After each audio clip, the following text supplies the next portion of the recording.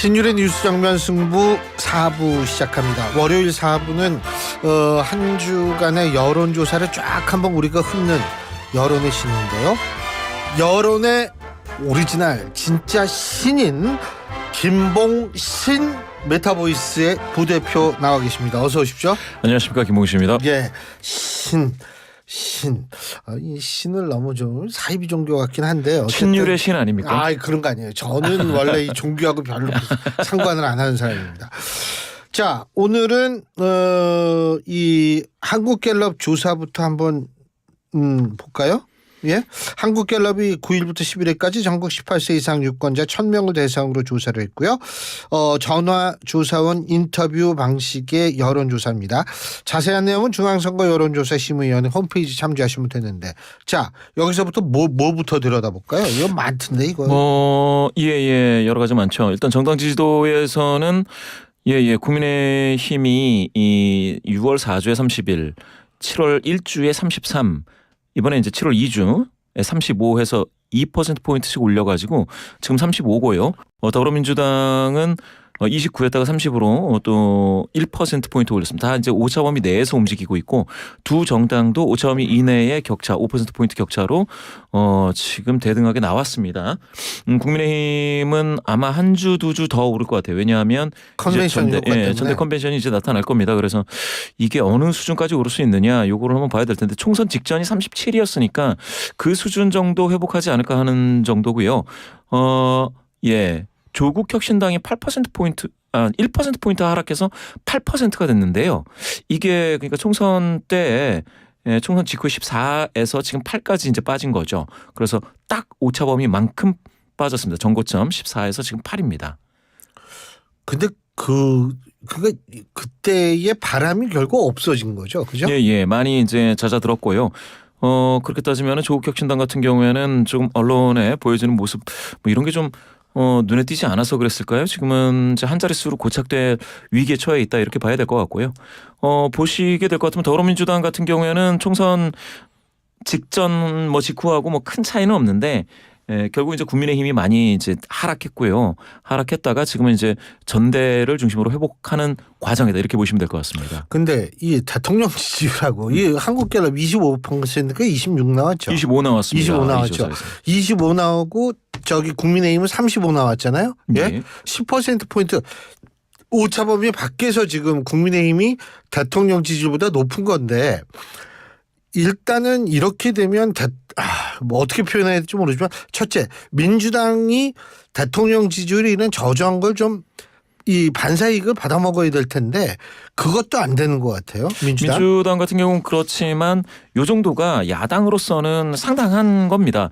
과거에 보면은 언제입니까? 박근혜 전 대통령 시절에는 야당으로서 민주당이 그 여당에게 오차범위 이내로 근접하는데 막 3년 4년 걸립니다. 그런데 이번 정부에서는 한 6개월 만에 오차범위 내로 이제 붙었거든요. 그렇게 따지면은 민주당이 지금 지도가 그렇게 야당으로서는 낮다고 볼 수는 없는데요. 방금 말씀하신 것처럼 여당이라든지 대통령 긍정률로 따지면은 사실 이게 더 올라가도 이상하지 않을 건데라는 게 있죠. 그렇게 따지면은 뭐가 있냐면 2022년인가요? 그때 민주연구원이 이제 압수수색을 당하게 되는데 김용 부원장 때문에 그때 한 5%포인트 조정이 되면서 꾸준히 그 하방 압력을 이제 받고 있다 이렇게 보시면 될 것 같고요. 그때부터 지금까지요? 예, 하방 압력이 좀 있어서 40%는 못 넘기고 있다라는 거죠, 민주당이. 그거는 한 가지 체크 포인트고요. 그다음은 방금 말씀하셨듯이 대통령 긍정률이 이제 25%로 눌려 있는 상황에서 국민의힘은 35까지 이제 올라서 10%포인트 격차인데 이렇게 따지면은 지금 대통령 긍정률과 국민의힘의 지지도는 상당히 이제 탈동조화돼서 디커플링 되어 있다. 전혀 무관하게 갈 수도 있다. 그 얘기는 국민의힘의 전당대회로 인한 이 컨벤션 효과가 대통령 지지도, 대통령 긍정률이죠. 이거를 끌어올리는 상방 압력으로 작용하기 어려울 수도 있다. 아니 근데 어떻게 무관하다면 대통령하고 상관없이 그냥 국민의힘은 국민의힘 갈 길 간다 이 말씀이세요? 그렇게도 볼 수가 있을 것 같습니다. 과거에 그런 경우가 있었나요? 있었죠. 과거에 이제 이명박 정부 시절에도 당시의 대선 후보는 이제 박근혜 뭡니까 당시에 비대위원장이었을 겁니다. 그때 총선을 치르고 이러는 과정에서 사실은 대통령 긍정률하고 많이 또 다르게 움직였었습니다. 그러면서 이제 그 다음 대선에서는 박근혜 당시 비대위원장 나중에 대표가 됐나요? 하여튼간에 또 이기게 됐었죠. 그러면서 이제 대통령이 됐었는데 그 과정을 보면 여당 내에 있는 주자들 또 여당이 또 대통령 긍정률과 어느 정도 연관이 있다가 그게 항상 탈동조화되는 과정은 항상 있었습니다. 그렇게 따지면 이번 전당대회는 어떻게 보면 윤심에 의한 어떤 그런 영향은 크지 않을 수도 있겠다. 뭐 이런 것들이 이제 하나하나 점검할 수 있는 포인트입니다. 그리고 뭐 이제 중반을 넘어섰잖아요. 예. 정권도 그러면은 뭐 아무래도 그럴 가능성이 있는데 근데 재밌는 게 여기서 이제 그 뭡니까 그 국민의힘 전당대회 후보로 나선 후보들의 지지율도 이렇게 보는데 재밌는 게 그 문자 김건희 여사 문자 읽고 싶었다. 이게 오히려 한동훈 위원장은 지지율이 더 올라가요. 예? 예, 봤더니 맞는 말씀이신데요. 한동훈 전 비대위원장 지금 후보로 당대표 후보로 지금 뛰고 있는데 사실 그 말씀 주신 것처럼 지도가 결코 낮아진다라고 볼 수가 없고요. 지난 조사가 언제 있었냐면 6월 4주에 있었던 그 조사 대비 그 전국 평균으로 따져서 28이었다가 지금은 이번 조사에서 36이 됐으니까 무려 8%포인트가 오차 범위도 훨씬 넘는 거죠. 오차 범위를 넘어서서 상승하는 그런 일이 있었습니다.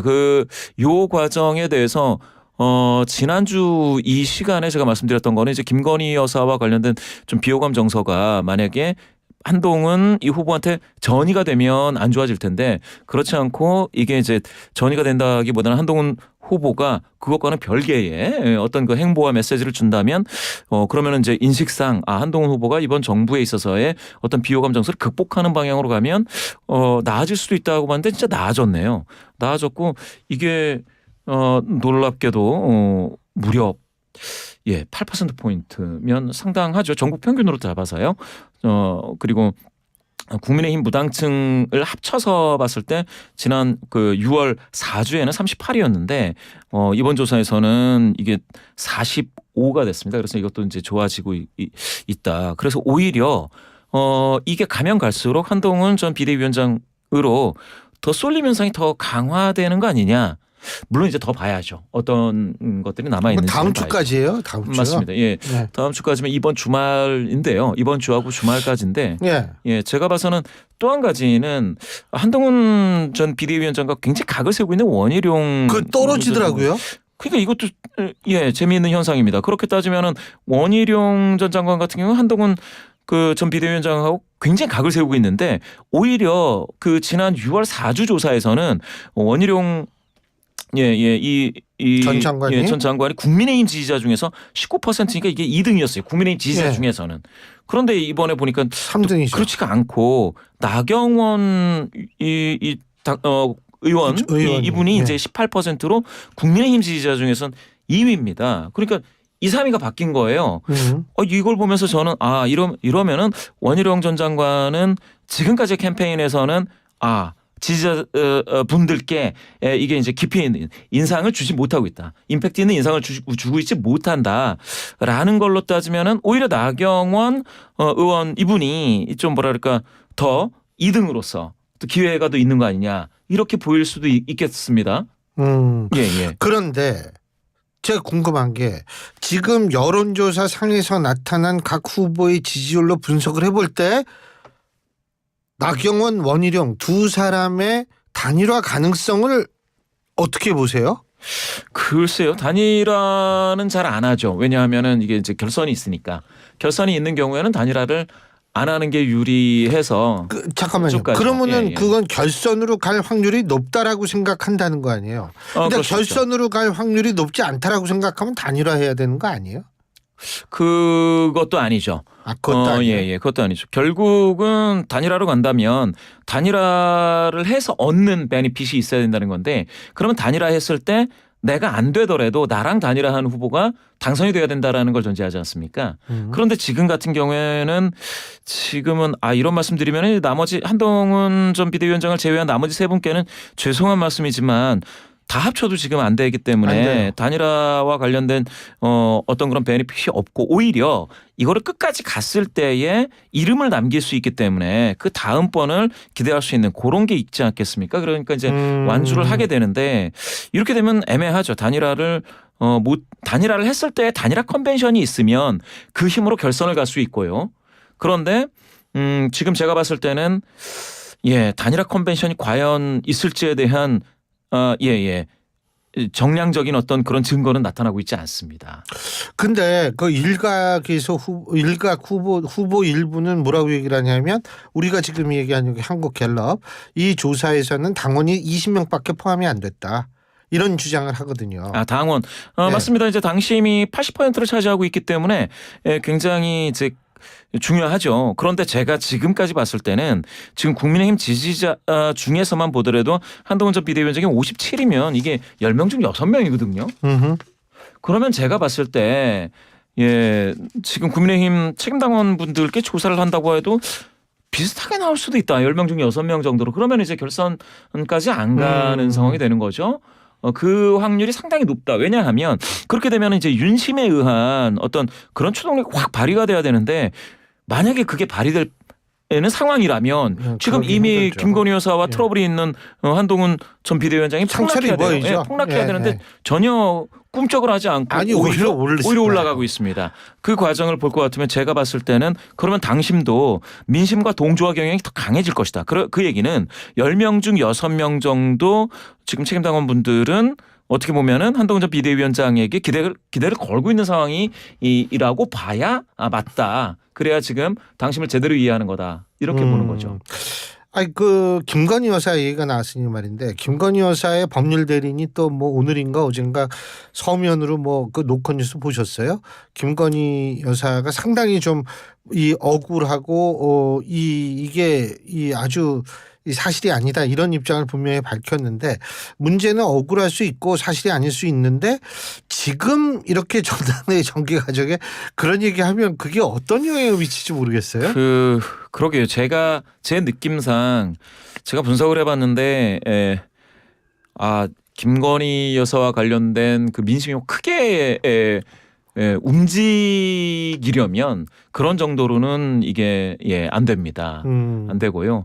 지난 총선 때 김건희 여사가 두문불출지가 안 나왔다고 했지 않습니까? 네. 그런데 이제 어느 조사기관에서는 김건희 여사 그 명품백 이슈가 굉장히 큰 영향이 있었다라는 이제 연구 결과를 발표한 게 있습니다. 그렇게 네. 따지면은 지금 뭐 언론에서 나오지 않더라도 그렇게 영향이 셌다라는 건 비호감 정서라는 게 지금 거의 상수화되어 있습니다. 이게 변수가 아닌 거예요. 그래서 지금 만약에 김건희 여사 쪽에서 만약에 그렇게 뭐 보수 성향의 국민분들께 다시 한번 하소연을 하고 싶다고 한다면 굉장히 큰 뭔가가 있어야 돼요. 지금 정도 그런 정도 법률 대리인이 나서서 이야기한다고 해서 지금 국민의힘 대표를 뽑는 이 전대에 영향을 미칠 정도는 지금 되지 못하고 있는 것 같습니다. 자, 민주당 얘기 잠깐 하나만 해보죠. 미디어 토마토가 뉴스 토마토에 의뢰해서 지난 8, 9일 전국 18세 이상 1,001명을 대상으로 진행한 ARS 여론조사입니다. 자세한 내용은 중앙선거 여론조사 심의위원회 홈페이지를 참조하시면 되는 여론조사. 이거 보면은 민주당 김두관 전 의원 선방해요. 예?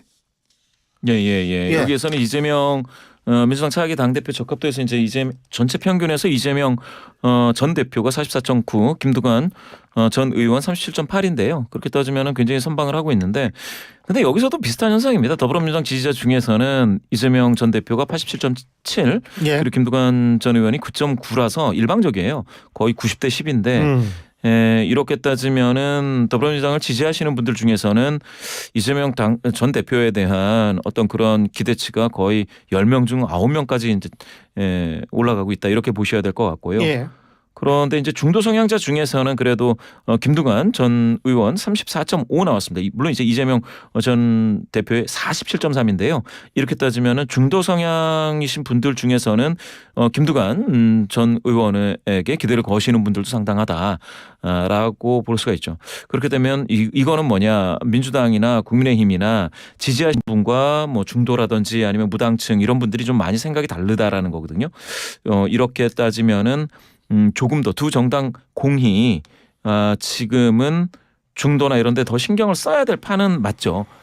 전대를 앞두고 그렇게 하기는 어렵겠지만 전대가 끝난다면 뭐 찬바람 살살 불면 이제 중도 유권자 앞에 무릎 딱 꿇어야죠. 두 정당 모두. 알겠습니다. 예.